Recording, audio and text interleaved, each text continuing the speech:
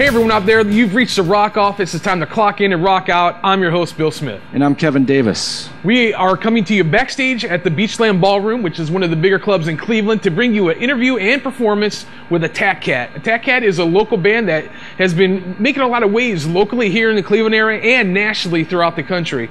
So we have a snippet of some of their performance tonight, an interview with the band. Kevin? We're hoping that you enjoy what we bring to you here. We're kind of embarking on some brand new adventures here with some of these live performances. You saw one with our episode with the Lighthouse and the Whaler, and we hope that you enjoy what we're about to bring you here tonight. So, all right, well, let's get right into it, Kevin. All right, let's do that. All right, we are here with Attack Cat. Finally, we've been working for months to get these guys on camera and meet up with them. So, first thing I'm going to ask, if you guys can introduce yourselves and what you do in the band. I'm Dave, and I sing and play drums. Hey there, I'm Rachel, and I sing and I play keys. I'm Steve, and I play guitar. Awesome. So, how long have you guys been together, and how did you form? Now, I know it was you two at first, but how did this guy get involved with you too? So, I think that we started in 2008. Our first release, though, was the end of 2009, so we were kind of like forming, but not really getting out there and playing shows. We met Steve through a show last year called Pop Rock Riot, in which a bunch of pop rock bands in the Cleveland area got together and played, and he was in this really cool band called The Hearts. And they had this electronic thing going on, super cool, and they kind of were disbanding a little bit, so we were like, hey Steve, you want to play with us? And it gave Dave a good excuse to move over to the drums. Great. So you just kind of, in their hour of weakness, you went and stole their... Yeah, well, yeah, exactly. That's what they think. I have a different... No, we're pretty sure that he was angling. Oh, nice. No, just kidding. No, it's actually pretty true. Originally we were like a 5-piece, like we kind of like floated around. That for a was little our bit. intention. We were like, we really want to be a full band. We want to have 5 members, but fate will have her way. And she was like, no. You will not be a 5-piece. You will be a 2-piece. And, sometimes you think that something's going to be right, and it ends up being all wrong. Yeah. That was kind of that situation. Kind words Nice. from Rachel. That's a clip version. Yeah, exactly. See, yeah. Yeah. So we inevitably did the like 2-person duo thing together for a little while, and we were playing with like drums and bass on tracks. Okay. But it was just kind of getting to the point where we really did realize that something was missing, and it was kind of boring. Yeah. So it really worked out, and like we said, Steve's thing was kind of starting to tail off, and they were a little unsure what they were going to do, and we're like, hey, we might need more people. So we just got to know each other, and it just was a really good fit, so he started playing with us. Yeah, so we're very excited to have him. We think that hopefully our stage performance is a lot more exciting than it was with just 2 people. Great. So for our fans, or the people out there that might not be familiar with your sound, what you guys do, describe that. What is the Attack Cat sound, or the Attack Cat style? The Attack Cat style is somewhat aggressive indie pop, and sometimes people will call it power pop. We were compared to Cobra Starship. We don't listen to them, but that's a nice compliment. It's aggressive, it's gritty. We've been described as having overly sincere lyrics. And if we're overly sincere, I guess that's a good thing, because we want to be sincere. And we have dueling male-female vocals. So we have 2 lead vocals and girl-guy vocals. So that's about it. Yep. That's pretty good. Pretty good little description there. Oh, good. That's good. We actually we keep trying to figure out like what bands we sound like, because that's always a question that everyone asks, like, oh, who do you sound like, and we're really like honestly trying to figure it out, but we're having a little bit of difficulty. So after you see the show tonight, if you could actually tell us, like, hey, if I could design a genre for you guys. Yeah. You can. Well, when people ask me, they said the like. closest thing I could describe your sound to me, yeah, is something like Maroon 5 and Christina Aguilera when they did Moves Like Jagger, like dancey, funky. That sounds good. Yeah, we'll just say that without the whistling. Yeah, minus the whistling. I without like that. The Andrew Bird elements. I'm into that. Yeah, exactly. I want Andrew Bird to be in there though. That's yeah, a lot like of the cool synthy, part. some of your vocal remind me of like Kesha, a little. Oh, really? Yeah. At least on the CD that you guys sent me, or the I like EP Kesha, you emailed. so Yeah. it's a compliment. Okay. Well, great. thanks, Steve. I can't say that I take it as a compliment, but no hard feelings against That's okay. Kesha or you. Well, that's okay. I don't take offense. When talking about your music, when I first discovered you guys, I was introduced to you by this song called "Remarkable." Yeah. And to me, that song should be on the radio right now. Like, to me, that should be like everywhere, because I just think honestly, I'm not just saying this because you're here. I've told other people in the last 5 years, it's like the best, most catchiest, sincere pop song. That's awesome. That I've heard in a long time. So, Thank you. Can you? I hope you're going to be performing that song this evening. We are. And can you tell me a little bit about that song, what it means to you guys, and what the process of creating it's about? Well, it is. We're really proud of that song. Yeah. And we think that it's definitely our most accessible kind of top 40 pop song. Yeah. Really, we feel very strongly about that, and we were able to make a music video Incredible for it. video. Thanks so much. Especially being a Clevelander. Thanks so much. Yeah, that's really great. Our friends Travis Pollard and Joe Jarecki directed. They co-directed it. Travis Pollard has a film company, Travis Pollard Films. They wrote it as well. That was like their whole. Yeah, so they wrote the treatment setup. and did it like super budget, super low budget, and submitted to the Cleveland Film Festival, and it got in. So that was really cool too. So we're really, really happy with it. The story for the song, it originally came because I was helping my aunt out. She was doing some remodeling in her basement, and she was like, "Oh, I really need some help doing some like drywall and painting and stuff." And I was like, "Oh, I got a little bit of free time. I can come over and help." So I did that, and at some point while I was over there, over the course of periodically over the course of a couple of weeks, she mentioned something about her neighbor actually. That he was a remarkable individual, and he was like really industrious, and he's always doing something, and he's like super helpful, and for whatever reason, it just really, really struck me that she actually called her neighbor remarkable. And I was like, oh my gosh, that's really strong. Yeah. So I actually sent Rachel a text. I was like, hey, blah, blah, blah. I told her a story, and I was like, we need to do remarkable things, and we're remarkable, just like he super literally inspired. Said, I hope that we are remarkable. I would hate to think that I am not a remarkable person. Yeah. And I got that text, and Dave is a man of few words. And it struck me as being so profound, and without sounding pretentious, I literally was like, moved to want to write something based off of that. And I think how many of us feel that way? I feel like that all the time. Am I ordinary? Am I a remarkable person, or am I unremarkable? And so for me, it like struck at a chord in me, and so I hope that it hits other people that way too. Yeah, so that song means a lot to us, and we think it's really strong and has a really powerful, positive message. Yeah, no, I totally agree. So thanks. And here is "Remarkable" by Attack Cat.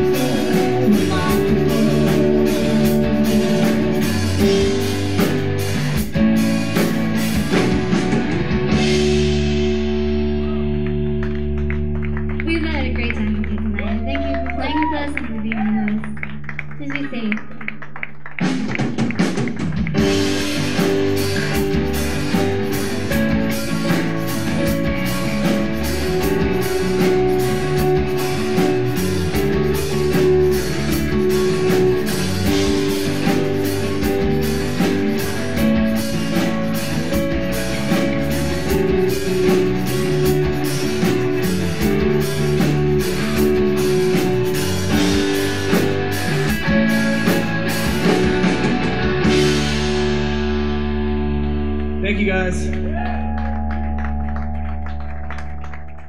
All right, we are back with the Tack Cat, and you guys have been in the studio. You've been working on some new material. You got a new album on the horizon. Tell me a little bit about the writing and recording process of that. What do you think, Rachel? What about it?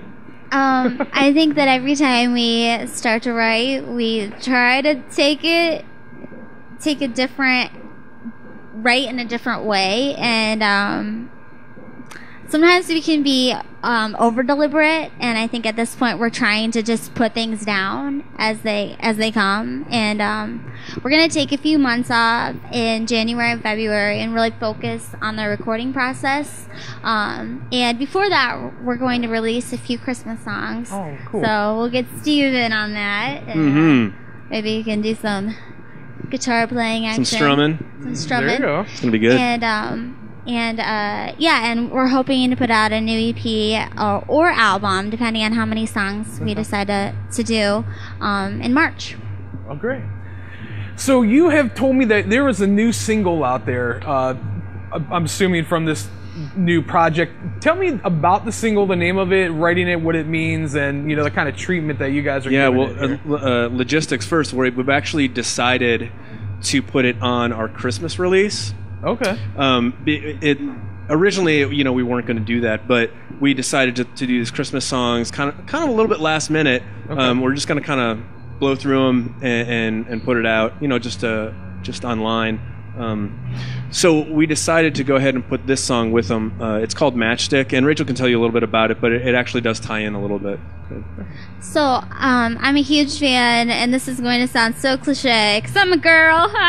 But I'm a huge fan of Hans Christian Andersen fairy tales, and I would like to think that's not just because I'm a girl. I'd like to think that that's because there's something in his work that just strikes at the heart of like who we are as humans. And I love the tragedy and redemption that you find in his stories. So I was always inspired by this one story called Little Match Girl, and it's set right after Christmas. And this little girl, she's trying to sell her matches, and she can't sell them, and she's basically freezing to death in the snow. And every time she lights a match for warmth, she sees a vision, like a hallucination, and it's almost like she overcomes her like poverty-stricken situation through like her own imagination, and in the end she ends up dying, which is really sad. She freezes to death. It's quite uplifting. This is going on a Christmas album? It's really uplifting. It happens during Christmas, but I think the thing that's beautiful about it is that she like recognizes in herself her own empowerment. Like her situation is horrible, and yet even in that situation she finds a way to like take control and find beauty in her environment and her circumstance. And in the end, the only person who ever loved her grandmother, comes and takes her away. She has this vision of her.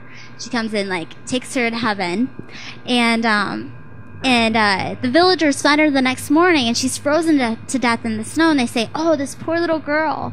And Hans Christian Andersen says they look at her never knowing the beauties that she had known the night before.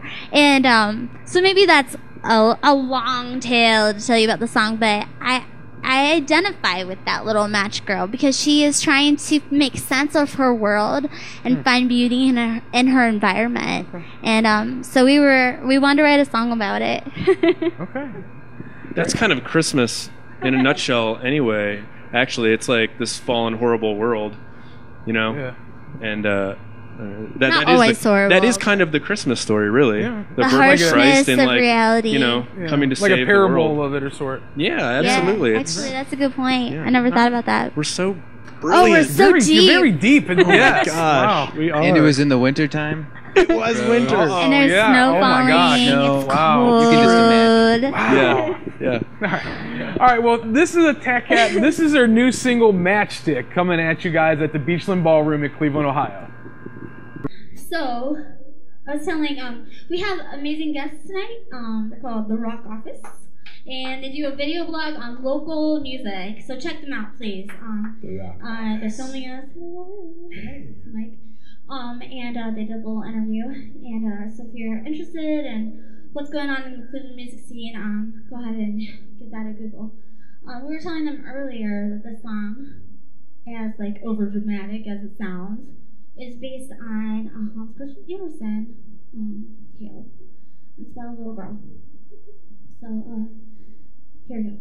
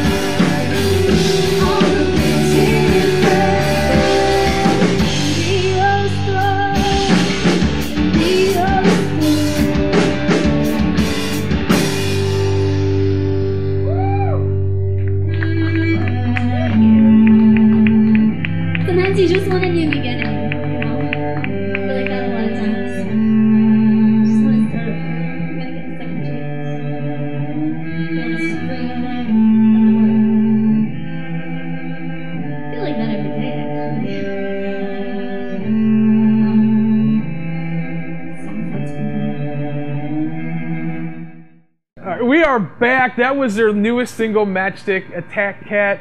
We are here at the Beachland Ballroom. Now, Dave has had somewhat of a brush with stardom, if you will. You were in a pretty popular pop band a little bit ago, weren't you? In some circles, yes. Yeah. Would you like to talk to us about that? Well, yes. You were a member of Relient K. I was. And you guys had a top 20 selling album a couple years, about 2005, wasn't it? I don't know. Around there. That sounds Be about My right. Escape was the big single. Yeah, and that. But actually, as far as radio went, Who I Am Hits Who I've Been actually got a little bit higher on the charts. Okay. I think a lot more people might be more recognizable with. Yeah, Be My Escape was. Yeah, thank you. Be My Escape was. I'm sorry, I didn't get the facts right. The one song that kind of like propelled us into like a more mainstream kind of thing. It was the first one, I guess, that was on MTV consistently and stuff like that. So cool. Yeah. Now, well, how was that experience for you? That was great. It was great. I played drums for 7 years with the band. And got to meet a lot of really, really cool people, go a lot of cool places, and do a lot of cool things. Awesome. Great experience and really good friends. Yeah. And, are you still in touch with any of the guys? No, I hate them all. Okay, no, of course I am. Yes. No, we're friends.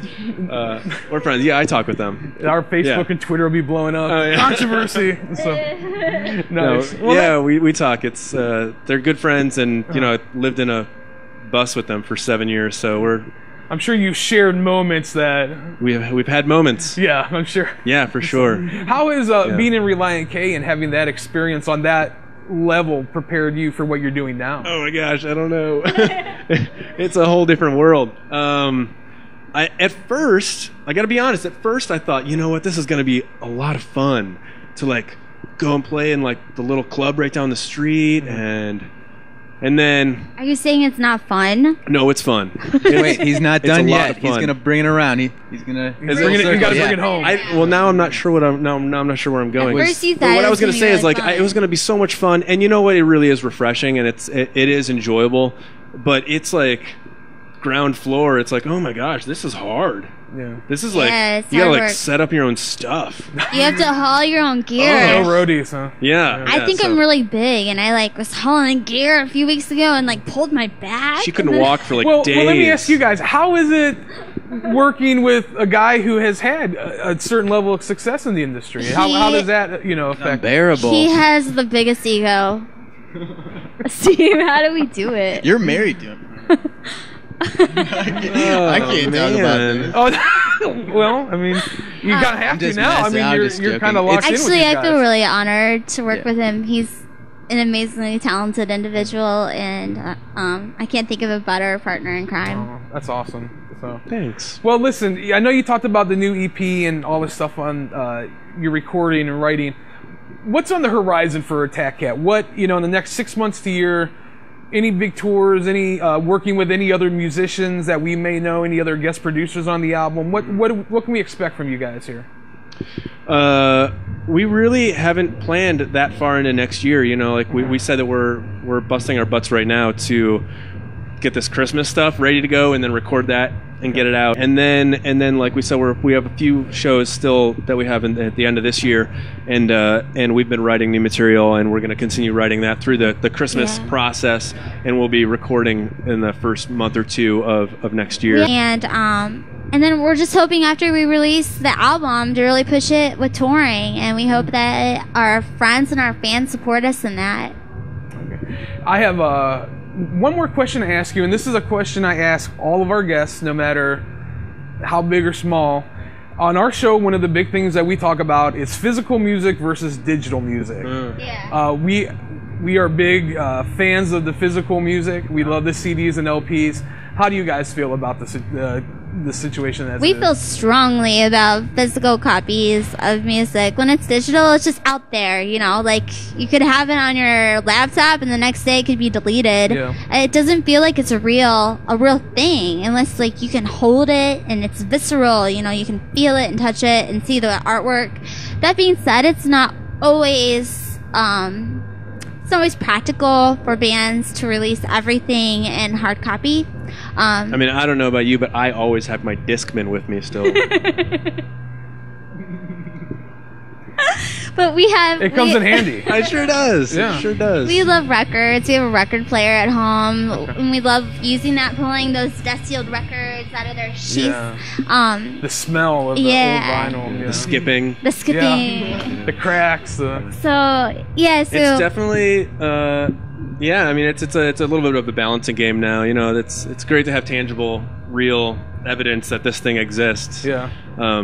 But it's not always convenient, and we understand that. And we're running around with our iPods and everything else too. So we're in the same ballpark as everyone. Yeah. So awesome. Well, I said iPods. It's like how many years old is that? Oh my gosh. We recorded this in 2009, right. Just so you know. It's ancient. With our iPods. Yeah. All right, well, listen, we want to thank you guys for being on the show, for finally being able to meet up and talk with you guys. Big fans of what you're doing. Where can the people watching this episode find information, tour dates, your albums, your download? Where can they go to find that on the web? You can visit attackatband.com. You can also find us on Facebook. Just look for Attack Cat Band. Add band to the end of Attack Cat for all of your searches. If you just type in Attack Cat, you will get a lot of attacking cats. So a lot of cute pictures. It's great. So do that first. So make sure it's Attack Cat Band. Yeah. AttackCatBand.com. Nice. Yeah. And we're on Twitter, Facebook, Instagram, you know, all the usual suspects. Yeah. Very good. All right. Once again, we want to thank these guys for coming on the show. Thank you, Bill. Awesome. Thank you. Get out there and support what they're doing. AttackCatBand.com. Try to catch them at a live show if you can. They'll be making the rounds this coming year. Yeah. So, awesome. All right. All right, well, that was our interview. We hope you enjoyed it. We hope you enjoyed the performance as well. Make sure you check these guys out. Follow them on Twitter. Like them on Facebook. A lot of good stuff coming on with them. They have a new album and new tour that they're preparing for. So go out there and support them. We're bringing you these bands that you can support. Kevin? Make sure you keep supporting us. Check us out on Facebook at facebook.com/rockoffice. Also, check us out on Twitter at _rock_office, and on iTunes we're available for download. You'd be one of the first to get all of our episodes. Just go to the podcast section, search up The Rock Office, and we're going to come right up there. So awesome. Well, as always, we want to thank you for tuning in. Thank you for sending us all the great comments and suggestions I have been. We've been doing this, and it's been growing and getting bigger because of the fan support that we've been getting. We really appreciate it. As always, remember to support your local independent record stores by buying physical copies of music instead of the digital download. And we will see you next time on The Rock Office. Take care and God bless. Take care.